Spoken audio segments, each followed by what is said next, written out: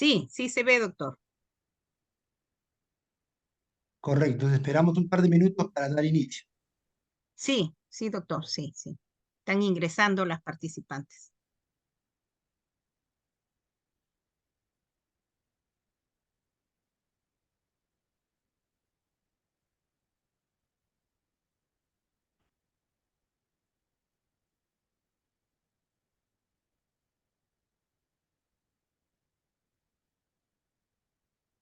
Machucas. Bueno, pues y nuevamente agradeciendo, ¿no? Al doctor William Eduardo Sánchez Anicama, él es médico geriatra del Hospital Regional de Ica, ¿no? Y está aquí con nosotros para poder brindarnos lo mejor de sus conocimientos, ¿no? Él es magíster en gestión en salud, coordinador del internado médico de la Universidad Particular San Juan Bautista, y lo tenemos aquí con nosotros. Es realmente un honor para nosotros, doctor, que usted esté aquí, ¿no?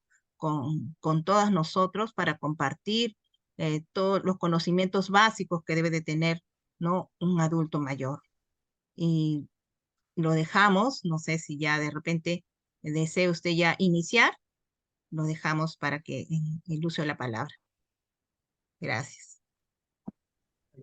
Muchas gracias por la invitación. Para mí a veces puede sonar un poco de soberbia, pero como soy el único geriatra del ministerio, entonces tengo que ver todas las patologías fundamentalmente que refieren acá al hospital y motivo por el cual el factor tiempo para mí se vio reducido porque manejo la parte hospitalaria, la parte interconsultas y la parte en consultorio médico, ¿no? Y en las tardes que tengo programación a veces de guardia como hoy, que tengo hospitalización, turno de 12 horas, y la parte privada, entonces muchas veces es un poquito difícil tratar de dar a veces los cursos, las charlas, porque normalmente a veces tengo que solicitar los permisos correspondientes, pero a veces pueden pasar cosas inoportunas que el colega a veces se enferma y ni modo, pero bueno, en este caso esperemos tratar de poder ayudarlos. Bueno, la idea fundamentalmente es que saber qué cosa es o qué es lo que hace un geriatra, ¿no? Pero para eso fundamentalmente lo primero que tenemos que entender y saber es que a qué definimos como adulto mayor, ¿no? Porque fundamentalmente, según la Organización Mundial de la Salud, hay dos conceptos primarios. El primero, que en los países desarrollados se considera adulto mayor aquella persona mayor de 65 años de edad, pero en países en vía de desarrollo como es el Perú, normalmente se toma la edad de 60 años. La respuesta del por qué es por la expectativa de vida, fundamentalmente que conlleva a que los adultos mayores en los países subdesarrollados viven menos, motivo por el cual fundamentalmente la expectativa de vida, al ser menor, el rango de edad disminuye. Entonces, la respuesta será, doctor, el geriatra, ¿a quién atiende? Nuestra especialidad acoge a aquellos adultos mayores aquí en Perú, mayores de 60 años de edad. ¿Cuál es la función del geriatra? ¿Será un médico? Como cuando yo llegué a Caíca me decían, ¿será un médico? ¿Qué cosa será? ¿No? Bueno, sí, somos médicos, pero nuestra especialidad está enfocada fundamentalmente en todas las patologías de atención del adulto mayor. Quiere decir que tengo que saber un poco de gastroenterología, ginecología, oftalmología, neumología, cardiología, porque tenemos que ver al adulto mayor como un enfoque global. Es lo mismo que hacen nuestros hermanos pediatras. Cuando el niño está enfermo del dolor de cabeza, no lo llevan al neurólogo, lo llevan al pediatra. Si está mal del estómago, lo llevan al pediatra. Entonces, eso nos ha servido a nosotros durante todo este tiempo de determinar por qué de repente ha habido cierto fracaso fundamentalmente con la atención de los adultos mayores, porque siempre lo habíamos visto solamente como una parte, ¿no? Y no lo habíamos visto como un todo. Hace 50 años, los países desarrollados siempre comenzaron a enfocar a través de la enfermería que la atención fundamentalmente globalizada en este tipo de pacientes ayudaba a mejorar lo que siempre decimos nosotros los geriatras, calidad de vida. Y es así que se comenzaron a formar las primeras promociones en el extranjero de geriatras, los cuales llegaron a Perú y comenzaron a difundir la especialidad. En estos últimos años, gracias a Dios, las universidades también están apoyando para poder fundamentalmente fortalecer eso, y la idea es que estamos formando ya de 5 a 10 geriatras por año, lo cual indica de que esto probablemente en 15, 20 años nos permite llegar a todo el Perú. Aquí en ICA somos solamente dos, un colega que trabaja en la parte que corresponde de salud, ¿no? Y el que habla que trabaja en MINSA, ¿no? Entonces, en función a eso, como ya sabemos que es un adulto mayor, qué cosa hace fundamentalmente el geriatra, entonces vamos fundamentalmente a hacerles, ¿no? Cogí justamente esos temas que había hecho la última publicación, que también fue del COVID en adultos mayores, para que ustedes también tengan un enfoque de cómo enfocar la atención en estos adultos mayores.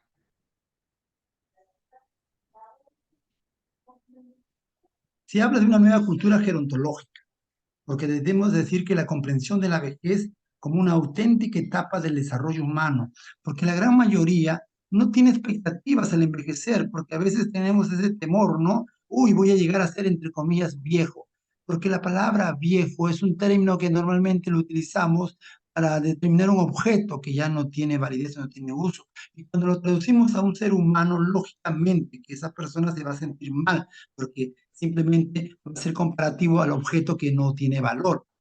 Por eso que nosotros debemos decirle a esta persona mayor de 60 años que es un adulto mayor, que no es un viejo. Y entonces, en función de eso, tenemos que cambiar también la cultura del pensamiento de las personas. Es una etapa de la vida, porque al final todos vamos a llegar a esa edad. Nadie puede decir yo no voy a llegar a ser adulto mayor.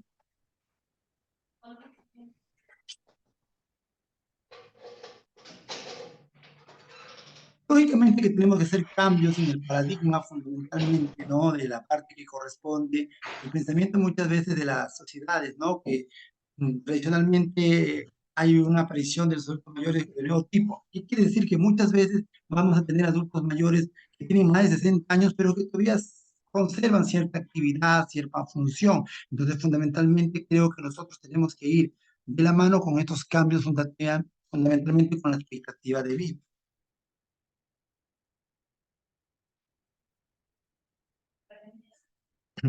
Una nueva cultura gerontológica, ¿por qué? Porque la no existencia de una única imagen de la vejez, pues no constituye una población homogénea, solo requerida de cuidado, porque la gran mayoría piensa que pues, al llegar a ser adulto mayor, lógicamente va a ser un lastre, un peso para la familia. Pero si nosotros cambiamos esa mentalidad y decimos a todos ellos que de una u otra manera lo invitamos a formar parte de nuestra familia, parte de los quehaceres, fundamentalmente ese adulto mayor va a dar probablemente los mejores años de su vida para nosotros. Y en eso fundamentalmente radica la experiencia, algo que fundamentalmente nosotros estamos desperdiciando. Cuando nosotros lo traducimos a una empresa, ¿no? Vemos que fundamentalmente la mente joven, capaz, probablemente son la fortaleza, el ejercicio, la actividad de esa empresa. Pero aquella persona que tiene más de 20, 25 años trabajando en ese lugar, probablemente esa experiencia ganada con todos los problemas, todas las cosas que llevó esa empresa, va a enriquecer. Pero ¿qué vemos en la actualidad nosotros? Que no es así. Esperamos que fundamentalmente pues, la gente ya joven tome la iniciativa, tome los cargos y fundamentalmente dejamos de lado la experiencia de estas personas. El mejor ejemplo que nos hicieron en una presentación, en un congreso, fue de un mecánico, ¿no? De un chico de 25 años de Harvard, egresado como primer puesto, dieron pues un motor, ¿no? Para que lo examinara. Y también había pues un mecánico, ¿no? Un señor que había trabajado por más de 30 años en máquinas y le dieron pues un tiempo determinado de 30 minutos para que ellos evalúen fundamentalmente cuál era el problema de esa máquina. Lógicamente comenzó el adulto mayor, a ver, hizo que encendiera esa máquina y no bastó más que 15 o 20 segundos y dijo que apagaran la máquina. Le decidió el pase al joven ingeniero de Harvard. Este joven ingeniero de Harvard, lógicamente, colocó su computadora, colocó los botones, insertó todos los cables sabidos y por haber. Y en 25 minutos dijo que también tenía la respuesta. Entonces, llegaron a las conclusiones. El ingeniero de Harvard, fundamentalmente, había dispuesto un diagnóstico que no era el adecuado. Se acercaba mucho lo que probablemente era, pero que no era conciso en realidad. Pero cuando le preguntaron a ese adulto mayor sobre la respuesta, coincidió al 100% con la respuesta y la falla de esa máquina. Y todos asustados y asombrados decían, ¿no? ¿Cómo él pudo, sin saber colocar ningún artefacto, determinar la falla y la experiencia? Y es así que nosotros debemos recoger en la experiencia de los adultos mayores, fundamentalmente todos sus pasos trajinados, esa experiencia enriquecedora que va a ayudar fundamentalmente al complemento binomio que es la familia. Pero ¿qué hacemos comúnmente a veces con la familia? Ese adulto mayor está sentadito, que no cocine, que no salga, que no haga cosas, porque de una u otra manera nosotros que actuamos a veces como cuidadores que son de dos tipos, ¿no? Los cuidadores que son remunerados y los cuidadores que son la familia en sí, que asume esa responsabilidad, que nadie le enseñó a ser cuidador, pero que en el día a día va aprendiendo, pero que le es más fácil manejar a un paciente sentado que sin que haga nada, a un paciente que realice cosas. pero ahí fundamentalmente esos talleres y estos cursos y la posibilidad que nos permite a nosotros como geriatras de poder informarles y decirles qué características, qué planes de trabajo podemos hacer con ellos, es que va a facilitar a este binomio familia y anciano que formen fundamentalmente un grupo unido, porque el adulto mayor, fundamentalmente, si es mujercita, toda una vida ha cocinado, y de la noche a la mañana que tú la jubiles y que no le permitas ingresar a la cocina, pues le va a causar una frustración. Y esa frustración, si no se trata, no se mejora, lo va a llevar a una depresión. Y va a venir la cascada de eventos, lógicamente, por la aparición de esas enfermedades. Igual pasa con una persona que nunca tuvo una casa, a veces el papito trabaja todo el día, no sabe cocinar, no sabe lavar, pero llega un momento en que se jubila y está en la casa y está aburrido, porque no sabe qué hacer, porque nadie le enseñó. Gracias a Dios, ese machismo ya está un poco disminuyendo notablemente porque la nueva juventud, pues sabemos que tiene que trabajar el hombre y la mujer, y entonces las funciones de casa se tienen que repartir desde la crianza de los hijos, lo cual hace y facilita que sí, el hombre se involucre en la familia. Pero el problema, como repito, recae en estos adultos mayores longevos de 70, 80 años, que hay ciertos pacientes que a veces me ha tocado a mí en la consulta, que cuando le decimos, don Jorge, usted cocina y se ponen un poco altaneros, ¿no? Como doctor, ¿qué cosa usted me ha dicho? Como que sí sería faltar el respeto, pero es la crianza en la cual a ellos se subieron abocados. Pero qué importante hubiera sido en estos pacientes que hubieran aprendido a cocinar o hacer algo en la casa, de poder ayudar porque se sienten útiles, ¿correcto? Entonces, la opción también no queda solamente hacer cosas en la casa, sino también es disfrutar de una etapa maravillosa de la vida. A veces cuando uno trabaja, pues no tiene tiempo porque tiene que atender el trabajo, los hijos, y no te da tiempo para salir, disfrutar. Las vacaciones son tan cortas, quisiéramos que las vacaciones duren mucho más, pero en esta etapa de la vida de adulto mayor, fundamentalmente ya no tienes responsabilidad de levantarte temprano porque tus hijos son grandes, porque de repente ya tienes una pensión y que no será pues algo grande, pero que te permite fundamentalmente subsistir. Entonces, es que nadie nos enseña a envejecer y es algo que nosotros tratamos en la medida de lo posible en la especialidad, ir inculcando en cada una de las reuniones, diciendo que sí, tenemos que poner en nuestro chip a aprender a envejecer y tener responsabilidad, lógicamente, del padre cuando los hijos están en el colegio. Pero, ¿por qué el adulto mayor asume responsabilidades de hijos de 50, 60 años, ¿no? 45 años, sigue viviendo con ellos? Y entonces uno dice, pues, que el amor de padre y madre nunca termina. Y eso es correcto, pero fundamentalmente, si tú no inviertes fundamentalmente en tu vejez, vas a tener los típicos cuadros de aquellos adultos mayores que están postrados o que de una u otra manera asumen muchas enfermedades. Por eso que fundamentalmente en ese break de media hora que va a ser de 3:30 a 4, vamos a dejar tres casos clínicos dependiendo del grupo de que haya de los integrantes de la charla del día de hoy para que resuelvan tres casos, ¿no? Y que de acuerdo a sus conocimientos básicos que ustedes tienen, hagan unos planes para poder fundamentalmente ver cómo podrían ustedes diseñar y lógicamente ya cuando ingresemos a las 4 desarrollaremos cada uno de esos casos clínicos para que fundamentalmente veamos si lo que ustedes decían tenían razón o algo más tenemos que agregar, ¿no?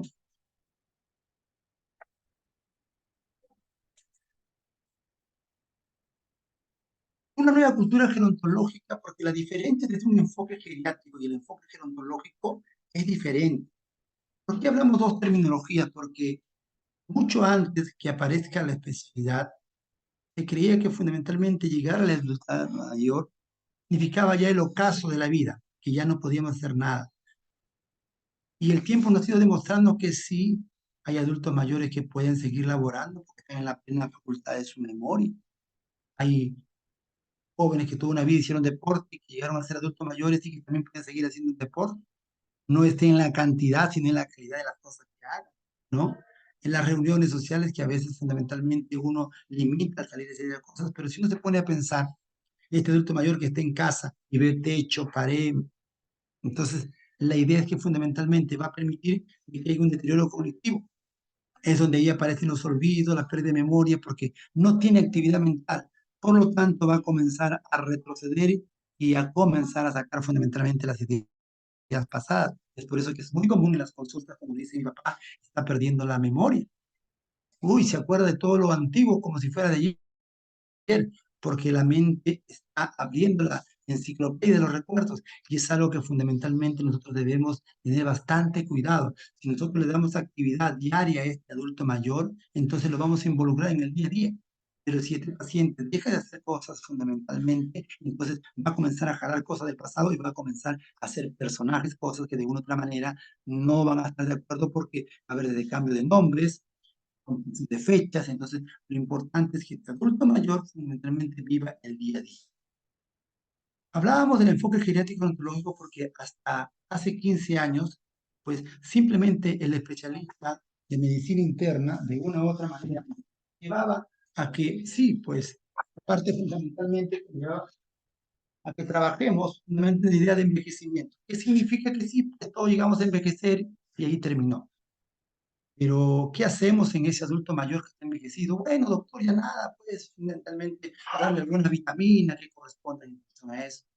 Pero cuando aparece la geriatría, nosotros apostamos por la lucha de una u otra manera de estos pacientes, que nosotros aparece una herramienta muy importante, que se llama con las siglas BGI. ¿Qué cosa es el BGI? Es la valoración geriátrica integral. En castellano, doctor, la valoración geriátrica integral no viene a ser sino una evaluación global de cómo se encuentra esta persona. Y ahí va un poco el problema en nuestros países subdesarrollados, ya que nosotros no tenemos una cultura de salud. Y me refiero a no tener una cultura de salud, es que no llevamos chequeos anuales, salvo algunas empresas privadas que obligan a sus trabajadores a llevar eso, porque si estás mal no te reintegras al trabajo. Acá no es algo usual. Entonces, normalmente no sabemos cuándo aparece la hipertensión, cuándo aparece la diabetes, cuándo aparece un cáncer. Solamente cuando llega al médico hay síntomas, donde ya probablemente la enfermedad se haya instalado. Entonces, si nosotros tuviéramos esa cultura de salud, viéramos efectivamente qué órganos está envejeciendo más pronto que otros y haríamos pues un plan, ¿no?, de trabajo, cómo poder tratar de disminuir el avance de dicha enfermedad. Pero lastimosamente nuestro sistema de salud no va a la par de. Una de las cosas que a veces siempre se le ha atañado a salud, normalmente, pues es que sí, tiene las herramientas, pero tiene tanta población que fundamentalmente lo único que hace es apagar un incendio. Si ustedes ven la cantidad de pacientes adultos mayores que atienden ellos, ¿hay la cantidad de especialistas suficiente para ellos? No lo hay. Segundo, ellos llevan un adecuado control de sus enfermedades y muchas veces me llegan a la parte privada, doctor, yo soy hipertenso hace 20 años, hace 20 años me dan la misma medicación. ¿En qué cabeza, en qué país o en qué mundo se puede trabajar un medicamento 20 años? Y eso pasa porque repetimos, repetimos, repetimos. Lo cambiamos y se pone mal, pero alguien se pone en saber cómo está ese corazón, qué pasó, si ese medicamento ya es lesivo. Entonces, eso es lo que nos falta en nuestro sistema de salud para mejorar. Pero gracias a Dios esa terminología entre el enfoque geriátrico y el enfoque gerontológico ya está cambiando. Estamos apostando por darle mejor calidad de vida a estos adultos mayores y en la mejor expectativa. Yo siempre lo digo en la consulta, tomar el último cartucho. Sientas menos porque tienes mayor edad. No te escondas, no salgas, no permitas de que te digan el qué dirá de la gente. Doctor, yo no puedo salir con ese bastón porque mi vecina se va a reír o qué dirán de mí. O sea, yo salgo con un bastón o salgo con un ortésico para recuperar algo que nosotros como te decimos, la independencia. Yo soy independiente, puedo ir a mi sala, a mi cocina, a mi baño.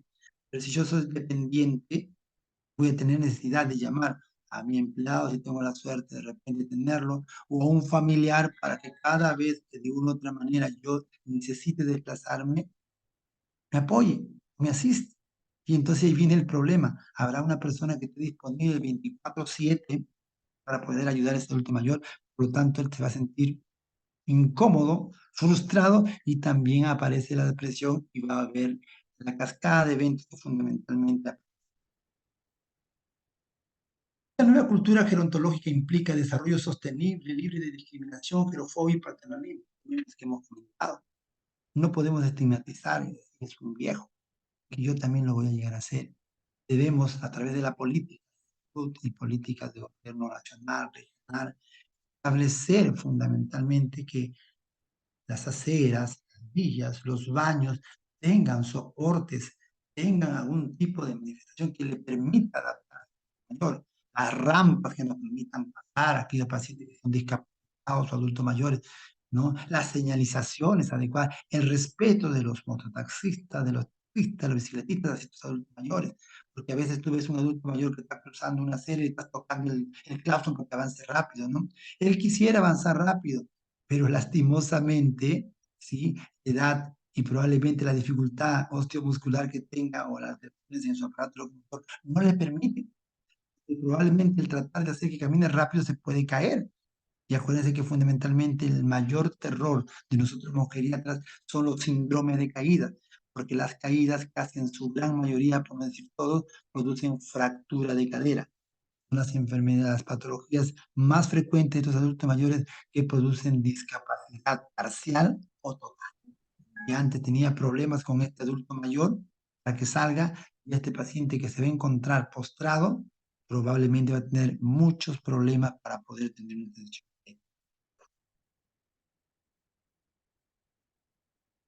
No sé si hasta ahí me están escuchando, están haciendo claros. Quisiera una opinión, por favor. Todo está claro, doctor. Muy bien. Entonces, los impactos en la autonomía de las personas mayores. La aparición o temor de invalidismo, especialmente en personas solas o dependientes.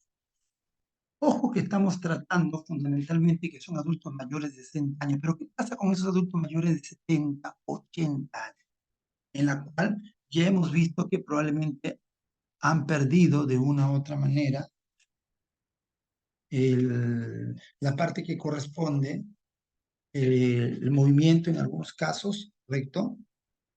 Pero aquellos pacientes adultos mayores que sí ya tienen dificultad marcada para hacerlo. Actualmente, pues existe fundamentalmente dispositivos, nosotros clínicamente, médicamente llamamos ortésicos, ¿correcto? Para que puedan suplir esa independencia. Me refiero al más común, el bastón, ¿correcto? En los tipos de bastón, ustedes saben que hay punta, puntas, correcto. Los otros dispositivos ortésicos tenemos el andador, que son de dos formas, ¿no? El andador con ruedas, andador sin ruedas, le voy a explicar menos para que tengan un conocimiento qué dispositivo se ajusta a cada adulto mayor, ¿correcto? Y, lógicamente, la silla de ruedas. ¿Por qué hablamos de independencia? Porque si el adulto mayor logra salir al parque solo con ese ortésico, le va a permitir recobrar esa independencia. Pero si ese adulto mayor está postrado, va a necesitar de una persona que va a depender de esa persona. Entonces sí, pues se vuelve dependiente. Por eso que nosotros en geriatría asociamos de acuerdo a la actividad en pacientes independientes, aquellos que hacen sus labores propias, no ayuden a nadie, pacientes parcialmente dependientes, aquellos que necesitan una miradita, ¿no? Pero que ellos se desplazan con sus ortésicos, y aquellos que tienen dependencia total, quiere decir que están postrados en una cama o que tienen un ortésico, pero que solos no pueden salir, pacientes, por ejemplo, con deterioro cognitivo o demencia, ¿no? Entonces, bastante trabajo en esos tipos de pacientes, pero que estos dispositivos nos permiten recuperar cierta individualidad, ¿ya? Por referente a los procesos de autofragilización, infravaloración de las capacidades individuales para el afrontamiento de la crisis, normalmente acá viene un término de fragilidad, que es algo que fundamentalmente a veces ustedes lo han escuchado, un anciano frágil. ¿A qué denominamos un anciano frágil? ¿A qué